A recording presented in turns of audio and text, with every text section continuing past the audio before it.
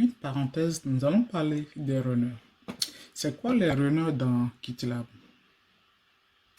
En fait, lorsque vous mettez votre code sur GitLab, votre code il est là, avec son fichier CI, GitLab CI.yaml, GitLab met à votre disposition gratuitement une instance qu'on peut aussi assimiler à une machine en fait.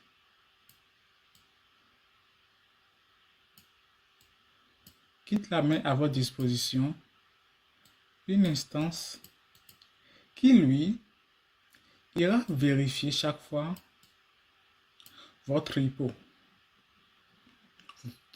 votre code en fait.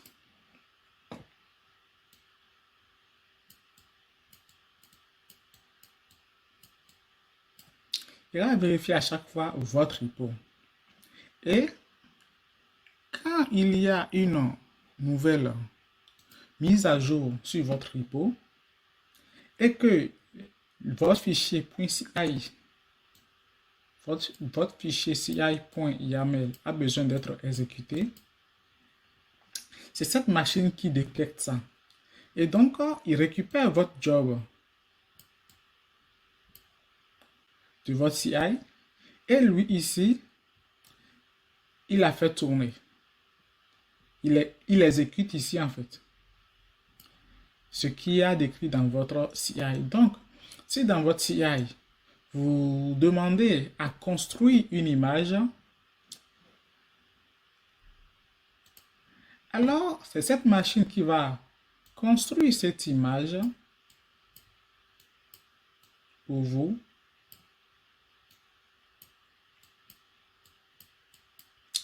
Qui va construire cette image pour vous. Si vous dites dans votre ci.yaml de déposer l'image sur GitHub, c'est cette machine qui va encore prendre l'image qu'il a construite, va la déposer sur GitHub, dans le registre de GitHub, etc. etc. Si dans votre CI, vous demandez à ce que la partie déploiement soit exécutée sur AWS, c'est toujours cette machine-là qui est là, qui ira se connecter à AWS pour envoyer là-dessus les jobs que vous demandez à AWS de faire, notamment la partie de déploiement. Donc, c'est cette machine qu'on appelle un runner.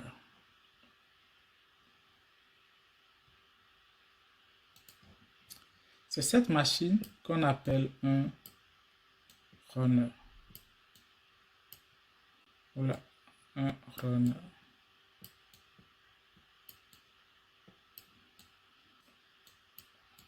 Voilà. Maintenant, par défaut, GitLab vous met à disposition des runners gratuitement. Avec quelques conditions, mais déjà au moins, ils ont le mérite de le mettre à votre disposition gratuitement. Pour les trouver, vous venez dans votre GitLab, dans votre projet. Vous allez dans Setting CI/CD. Vous avez ici la partie Runner. Vous cliquez là-dessus pour l'ouvrir et vous défilez vers le bas. Donc, cette partie ici, en fait, chez vous, ça sera activé en vert par défaut. Du coup, il y a plusieurs machines ici que GitLab vous met à disposition et c'est eux qui pingent chaque fois vos runners et puis qui pingent chaque fois vos projets, pardon, et qui exécutent les tâches de runner quand il y a des runners, quand il y a des runs à faire, en fait. Donc, ceci est disponible avec une certaine limitation.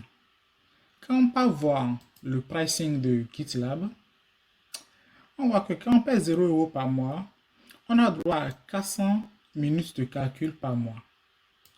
Et croyez-moi, ça c'est très vite consommé. Ça fait 6 heures environ.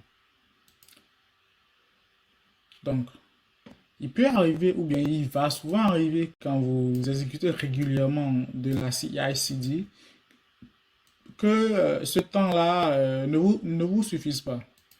Et quand vous avez fini de consommer vos 400 minutes, GitLab, quand vous demandez à GitLab d'exécuter un pipeline CI/CD, il va refuser et il vous dira que vous avez atteint votre quota, votre limite de 400 minutes par mois.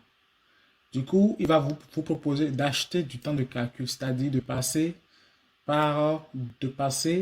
à un niveau payant pour avoir plus de temps de calcul, notamment 10 000 minutes de temps de calcul ici, etc., etc. Mais GitLab vous met aussi à disposition la possibilité, GitLab vous met aussi à disposition la possibilité en fait que vous mettez ici, au lieu que ce soit un runner de GitLab qui va vous demander, qui va vous faire payer au-delà de 400 minutes, il vous donne la possibilité de poser là votre propre runner. Il vous donne la possibilité de poser, d'installer en fait ici votre propre runner à vous-même. Du coup, votre propre machine. Et c'est ça ce que nous allons voir dans cette partie. Donc, on retourne sur GitLab.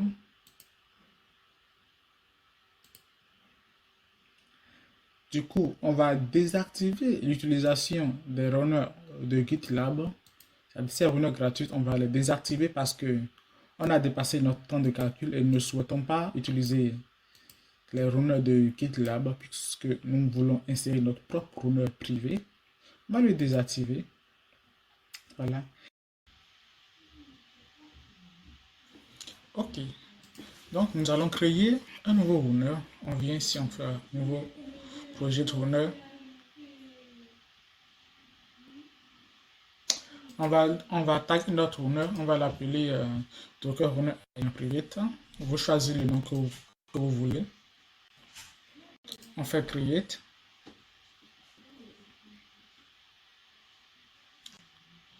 Alors, arrivé ici, cette partie est importante. Il faut récupérer le token du runner parce qu'on en aura besoin.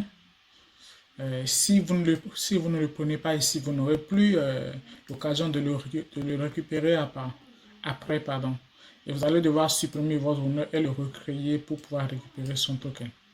Donc, on copie notre token. On part déjà, on le sauvegarde. Moi, je vais le sauvegarder ici directement. Voilà. Ok.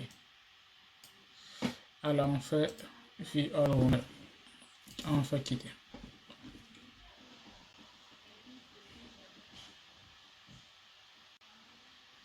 Ok. Donc là, on voit bien qu'on a notre runner qui est prêt là à recevoir une machine ou bien à se connecter à une machine. Pour l'instant, il n'est pas encore connecté à une machine. Dès qu'elle sera connectée à une machine, vous allez voir que si ça va passer en vert ici. Ok. Donc, nous allons le connecter à une machine. On part sur notre PC. Moi, j'ai déjà préparé un code pour le faire ici. Du coup, pour le faire, nous allons d'abord créer un repo local. Du coup, moi, par précaution, je tente déjà de supprimer un dossier du genre s'il existait. Ensuite, je crée mon dossier.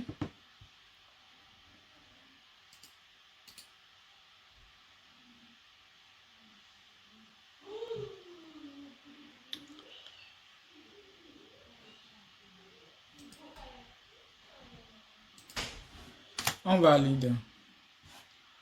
Ensuite, Il n'y a pas de permission. Ok, du coup, je vais utiliser un autre terminal pour le faire. Alors, je recommence. Je vais supprimer ici. Je vais utiliser un terminal ici pour le faire. Tac, tac.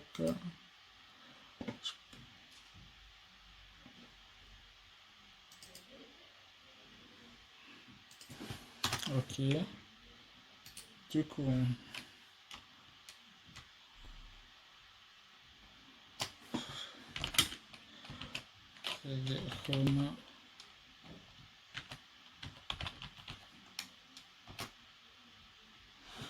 ok, donc je fais ça. Et puis je récupère ici mon mkdi pour créer le dossier. Je viens dans mon terminal. Je le mets là. Je valide. Il me le crée. Ensuite ici, nous allons créer le conteneur ici. Du coup, nous allons récupérer une image de GitLab Runner qui existe déjà, qui est à la fin ici. Nous allons récupérer cette image. D'ailleurs, pour que le code soit lisible, je vais faire comme ceci, pour l'envoyer à la ligne. Toc, toc. Ici aussi. Toc, toc. Ça aussi.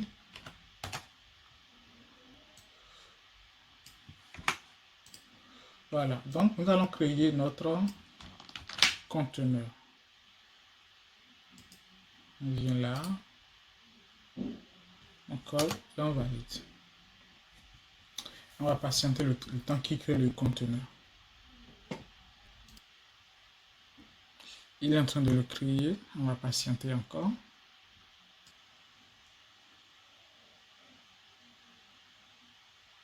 Ok, il a fini de tourner. Et nous pouvons aller voir dans notre Docker, voir est-ce qu'il nous a créé le conteneur ou pas. Et bien voilà, il nous a créé le conteneur ici. Voilà. Mais pour l'instant, notre conteneur n'est pas encore connecté à notre runner privé sur GitLab. On peut le voir en allant vérifier simplement. On peut aller vérifier. On vient sur la page de runner, on actualise. On verra qu'il n'est pas encore connecté. C'est-à-dire que ce n'est pas encore vert.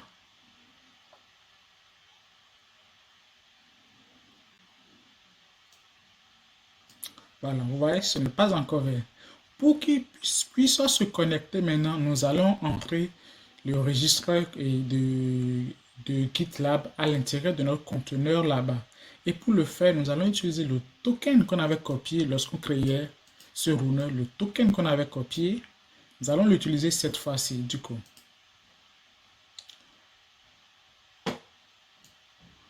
Du coup, le token, on l'avait mis ici.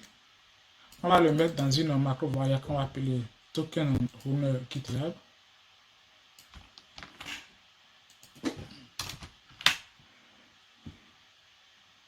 On va déjà l'exécuter. On vient dans notre terminal. Voilà, mon terminal va s'ouvrir ou pas. Ok, il arrive. On l'exécute. Maintenant, notre token est désormais en variable. Et nous allons exécuter ce bout de commande qui va nous faire le taf. Du coup, ce bout de commande, en fait, il va, et pour le paramétrer, en fait, on entre ici la variable token pour pouvoir récupérer le token du runner. Du coup, sa position, c'est ici. On le met ici dans le paramètre registration token. Ici, dans tag list, on met ici le nom de notre runner. Du coup, le nom qu'on a donné à notre runner, ici, ce nom-là, c'est ça qu'on prend et qu'on met dans le tag list ici. Voilà. Et pour le reste, c'est standard. Ici, c'est une description. Voilà. Vous pouvez écrire ce que vous voulez là pour expliquer ce que vous faites. Ceci ne change pas. Ceci ne change pas. Ça, c'est l'URL de GitLab. Le reste, c'est du standard. Vous pouvez apporter des modifications à volonté, notamment au niveau des access level, de rune, une target ou de local. Ça, à vous de voir. Donc, moi, j'ai paramétré mon truc comme ceci. Allez. Je vais dans mon terminal qui a toutes les autorisations et je l'exécute. Je valide, puis je patiente. Ok, bonne nouvelle. Notre enregistrement s'est bien passé. On a bien vu le message ici, Runner Registered Successful, ici. C'est avec ce message qu'on a la confirmation que notre conteneur qui est ici s'est bien connecté à notre GitLab et est maintenant notre nouveau runner. Et on peut le vérifier en allant maintenant sur GitLab, en actualisant la page du runner sur GitLab. Et on verra qu'il va passer en vert. Là, on fait actualiser. Et voilà, on voit bien là qu'il est passé en vert. Donc désormais, on a désormais comme runner privé notre conteneur qu'on a en local sur notre PC. Ou bien un conteneur ou encore une VM ou une machine, n'importe quoi que vous voulez comme puissance de calcul. Vous pouvez le mettre là comme runner. Et vous pouvez aussi ajouter plusieurs runners si vous le souhaitez. Maintenant qu'on a notre runner là, il faut maintenant aller dans notre code et faire une petite modification. En fait, il faut aller préciser dans notre code qu'on veut qu'il s'exécute en utilisant ce runner là. Du coup, il faut récupérer le nom de ce runner, son nom, puis on part dans nos codes, dans notre code.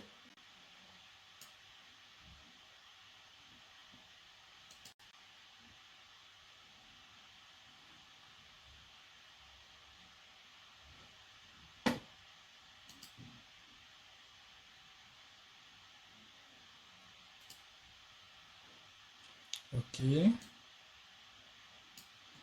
On part sur notre branche.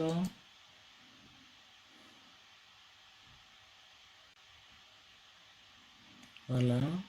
On part dans notre GitLab ci.yaml et on ajoute cette instruction en gros.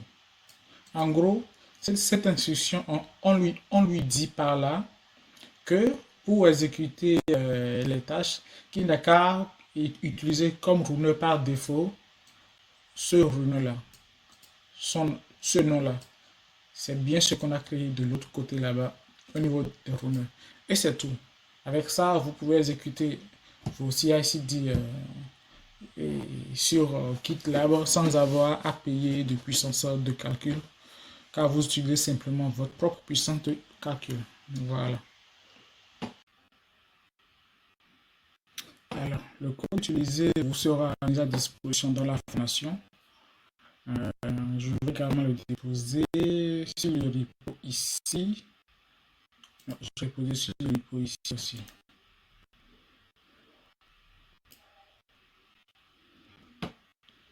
Je vais le déposer.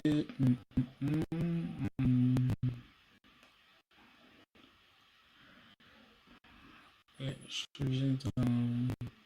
Non, je vais plutôt le mettre dans les readme.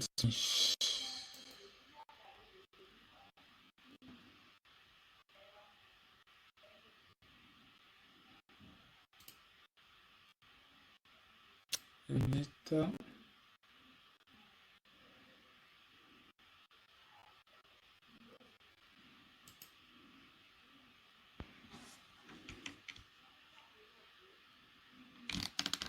Allez, je supprime tout ça.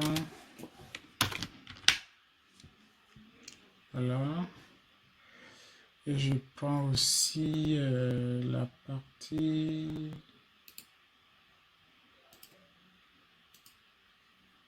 Tac.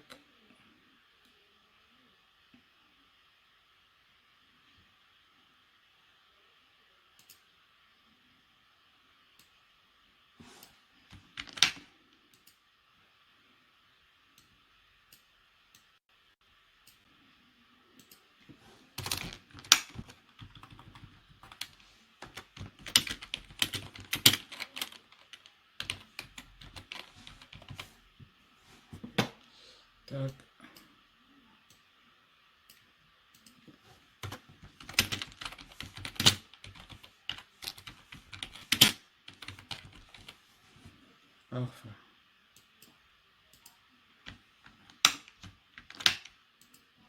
Ok. Et je sauvegarde. Du coup, le code sera à disposition dans le README du projet sur la branche AWS.